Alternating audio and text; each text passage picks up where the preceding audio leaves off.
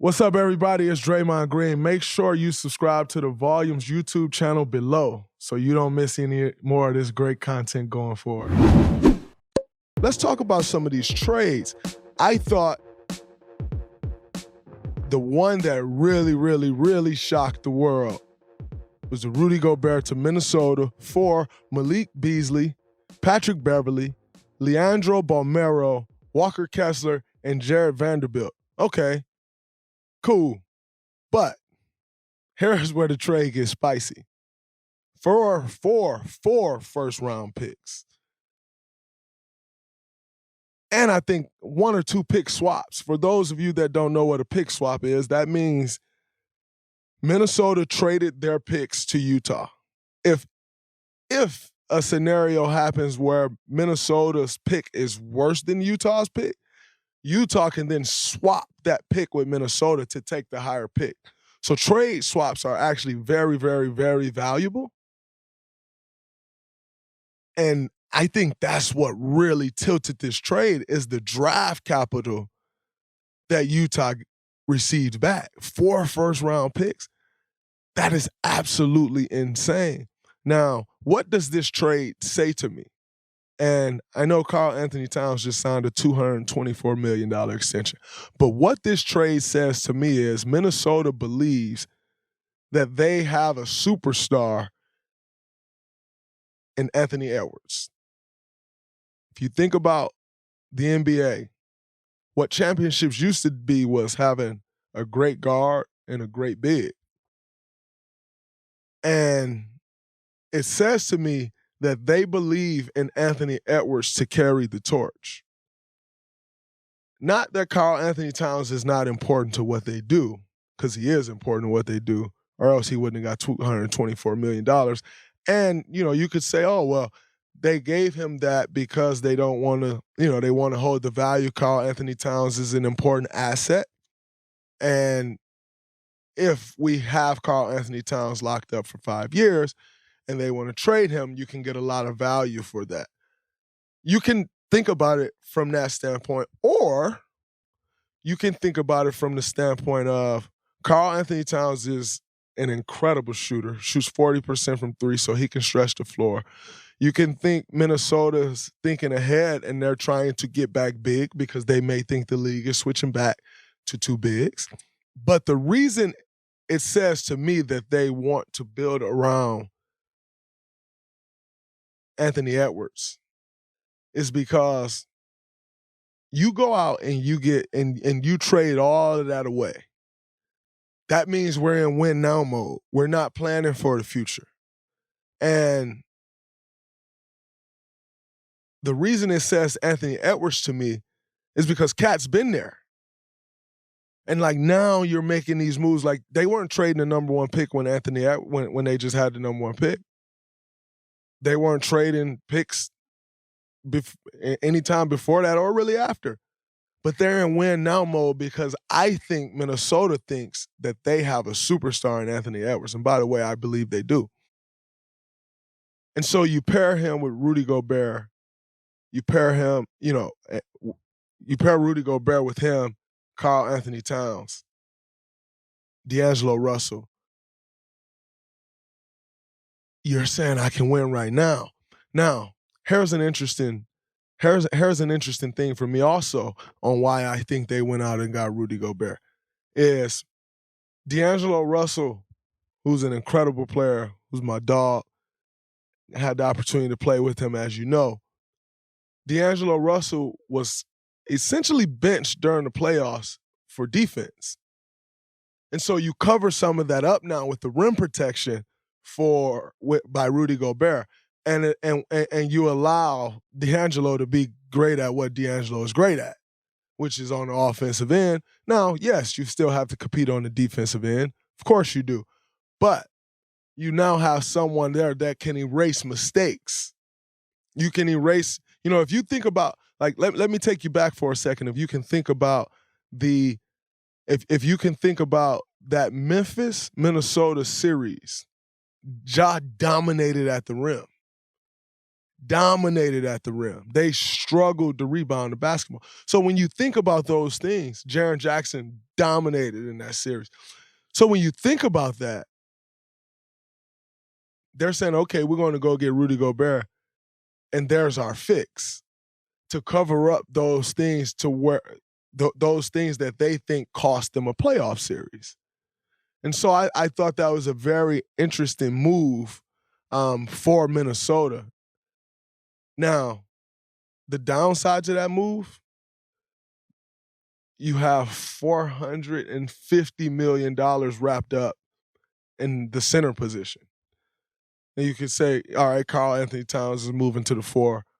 But I still can't view Karl-Anthony Towns as a 4 because 4s are 6'2" in the NBA these days. I'm a center in the NBA these days. And so you have $450 million wrapped up into the center position. If there is a downside, maybe it's that, it's your depth. So how do you continue to acquire and have depth? Now, one way of doing that is to build your young guys. I think they're expecting McDaniels to take another step forward, which I expect he'll take another step forward as well. They re-signed Taurean Prince. And so I think depth is where that can hurt in having $450 million into the center position. But like I said, I think they also could see, you know what, we're not going to win going small. Let's go big and give that a try. And like I said, most importantly, what that shows me is they are building around Anthony Edwards, who's a young star in the making. And the thing that I love about Anthony Edwards is he got the game, he talk it, he walk it, he got the personality. He got what it takes to be one of those guys. And Minnesota see that. They're going all in on that. And I think it's a beautiful thing. Now, if you're Ant-Man, you got to be in that gym this summer. Because essentially what that's saying is we think we have a star, which means you need to be an all-star next year. You need to continue to grow. And I saw, earlier this year when Ant-Man said, I don't know why I wasn't an all-star. Now's your chance because they're going all in. You win games. You produce at the level that we all know he's going to produce at, and there's your bid. And so that was a very interesting move. We'll see how it works out. I'm definitely interested in playing against those guys. I think, for us, in our skill set, I think we have some things that we can try to take advantage of against them. But in saying that, I think this move says a lot about where Minnesota is. And I'm not sure we've ever seen Minnesota go all in like this. So it's a very interesting thing, and it's one to keep your eyes out for. Another trade that caught my eye in a major way, and rightfully so, was one of Jackson's Boston Celtics. And the reason that trade caught my eye is because they brought back Malcolm Brogdon, who's a very, very, very good player, who's been 50, 40, 90 before in this league, who is a point guard, can shoot the ball, great size, good defensively. The reason that trade catches my eyes is because I think it adds to something that Boston was missing, which is, number one, their depth. Number two is versatility and options at the point guard position. I don't think they had many options at the point guard position in this past playoff run that your Warriors just won. And I think that gives them that. Now let's look at what they gave up. They gave up Daniel Tice, who probably played all of 10 minutes in the NBA Finals. Aaron Nesmith, who played probably all of 10 minutes in garbage time in the NBA Finals. And a 2023 first-round pick, top 12 protected, which you have to assume is going to be picked 28, 29, 30, 26, 26 to 30. If the Boston Celtics have the year that most people will expect them to have, the year that they should have coming off an NBA Finals run, that pick is end of the first round. And so I thought that was an incredible move by the Boston Celtics. You got to give them a lot of credit to go out and find a guy like Malcolm Brogdon. And see, the thing is, you go out and you get a guy like that from a team that's not really trying to contend right at this moment. and that's where you can swoop in and get a guy for not very much, because sometimes teams would love to get off that salary. I think Malcolm Brogdon is probably making close to $20 million a year. So if you can get off that salary, get a first-round pick back, even if it is 26 to 30, because, the reality is the Indiana Pacers will probably be in the lottery again next year. So now that gives you 2 first-round picks, and it helps them build the way that they're probably going to try to build. With a young Tyrese Halliburton, you can continue to build through the draft. He's still on a rookie deal. And so I thought that was a very interesting and very good move by the Boston Celtics. I can't say that I loved it, being that it's a possibility we may meet them in the finals again next year. But as an NBA fan, I think that was an absolutely incredible move by Boston. I think that's one that lets you know, hey, we're not satisfied with losing in the NBA Finals, nor do you expect that the Boston Celtics, an organization with 17 championships, would be. They're showing you right away, we're trying to get better, we're improving, and we're trying to get back there. So take my hat off to them for that move. I thought that was a great move and probably top 3 best moves over the course of the last week or so. And arguably, depending on what happens, could be the best trade. If Boston go on to win a championship, you look back at this summer and you're like, wow, that was the trade of the summer. Unless, of course, Kevin Durant does get traded, which there's no guarantee that a guy with 4 years on his contract will get traded, even if they request it. So we'll have to see how that plays out. But right now, as it stands, that could be the trade of the summer. We shall see.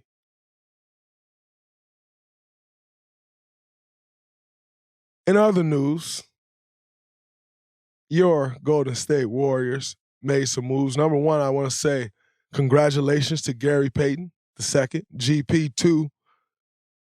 Well-deserved, man. At 29 years old, a guy who's continued to grind and grind and grind. I was looking at GP's Wikipedia a few days ago and just like looking at the teams that he's been on, like the G League, gone through the G League, and never quit. And to be rewarded with a 3-year, $28 million deal, extremely happy for him. Not happy to see him go, but always happy to see guys get their money. It's like I said, that's what this is about. Obviously, it's about winning. It's about being great. But ultimately, this is our job, and this is how you feed your family. And so to see GP get what he's due, I thought that was absolutely amazing. I'm happy for GP. Congrats, champ, my brother. Good luck to GP. Otto Porter is headed to Toronto on a 2-year deal. I'm not sure how much Otto's deal was worth. I never came across, I was looking all over the internet, and I just kept seeing 2-year deal. But I thought that was huge for Otto. I'm very happy for Otto. Congratulations, champ. Otto's wife has been reported. I wouldn't say this if it had not been reported, but his wife, being from Toronto, had an opportunity to be in her hometown. I think that's amazing. For Otto to come to the Warriors and reestablish his career the way he did this year and help us win a championship. We would definitely miss him, his shooting, his length, his competitive nature that he brought to us all year. But get your money. It's all love. Congrats, my brother. Looking forward to Otto continuing to do great things. My brother Juan Toscano-Anderson headed to the Los Angeles Lakers. I think that is an incredible move by him. I think that's an incredible move by his agent. And here's why. Number one, as I think the Lakers need those types of guys, Juan type of guys who will get in, get it out the mud, do all the dirty work. I think that's big for them from that standpoint.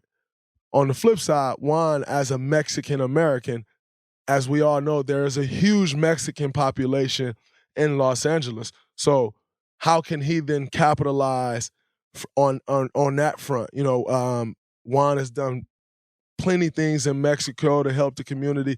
How can he continue to bridge that gap with the Mexican fan base and the Mexican community in Los Angeles? Again, we're talking business. This is business. This is not just a basketball game. You look at it from a business standpoint, and I think that's a great business move by Juan, on top of, most importantly, being an absolutely incredible basketball move. You had an opportunity to play with 3 Hall of Famers and LeBron James, Anthony Davis, and Russell Westbrook. Anytime you have LeBron James on your team, you are a threat to compete for a championship. And Juan can help that. And so I think that was absolutely incredible. Shout out to Juan, my brother. Good luck, champ, on your journey. As you know, we tapped in for life, my brother.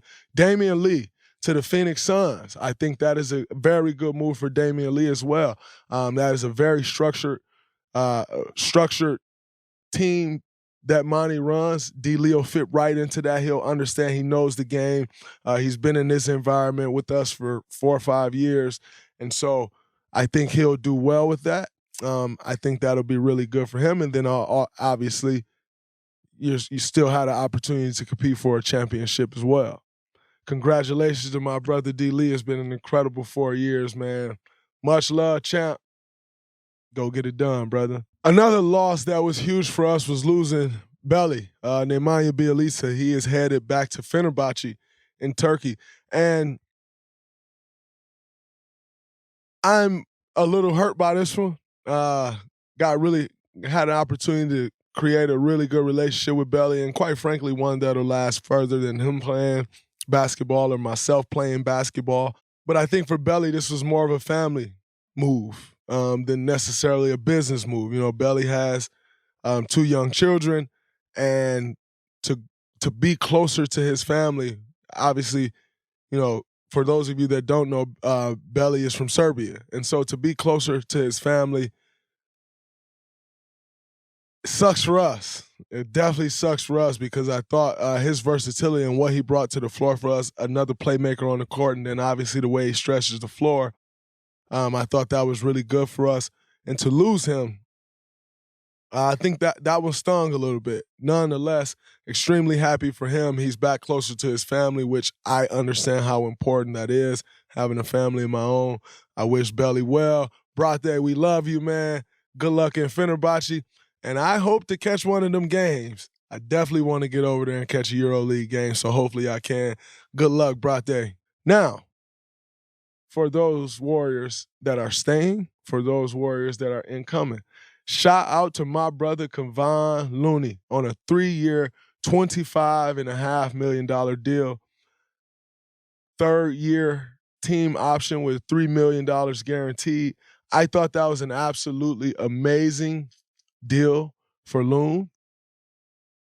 I'm extremely happy for Loon. As I've told you all before, the most professional guy I've ever played with from day one. Like, not like he grew into this, like he got into the league and figured it out. I can't recall a day he's ever been late. I can't recall a day he's ever complained. I can't recall a day he didn't do more than anyone ever asked him to do. And, you know, for a guy who comes into the NBA and have 2 hip injuries right away and to essentially derail your career before it even started, at 19 years old, you got to think about what does that do to a kid mentally at 19 years old. And then you go back to me telling you, the most professional guy that I've ever played with. It makes sense because the reality is most people would crash in that moment. You know, you go through two hip surgeries, beginning of your career. Kevon Looney was a 30th pick. So when you think about the NBA, it's like you get these lottery picks and these teams really want to see those guys be successful. Why? Because for the GM, if I draft a guy with a lottery pick and he goes on to be successful, that's my guy. Like, I drafted him. Teams take pride in that. For a guy who's a 30th pick, if it works, great. If it doesn't, so be it. So to go through 2 hip surgeries, miss plenty of time, come back from that, and become who Kevon Looney has become in the NBA, absolutely amazing. And like I said, not many guys, if any, could do that. And it's a testament to Kevon and his hard work. And to see him rewarded for his hard work is absolutely amazing. I'm happy for Loon. But also to see him back on our team and understanding and knowing what he brings to this team, allowing us to play the type of defense we play, which was extremely vital into us winning a championship. I mean, we saw the games Loon had. Everybody saw it. And so you're always happy to see the good guys get rewarded. And for Loon, I think that was huge. Happy for him. Keep going, brother. As you know, we're going to need it. Warriors also signed Donte DiVincenzo to a 2-year, $9.5 million deal, which I thought was a great pickup. Steph and I definitely put the full court press on Donte and understanding how important that addition is. You know, with losing GP, you add another wing who can defend. Donte can shoot the ball. I think he's going to get more open shots with us than he's ever gotten. And that'll be absolutely incredible. I think he'll have an opportunity to show his athletic ability.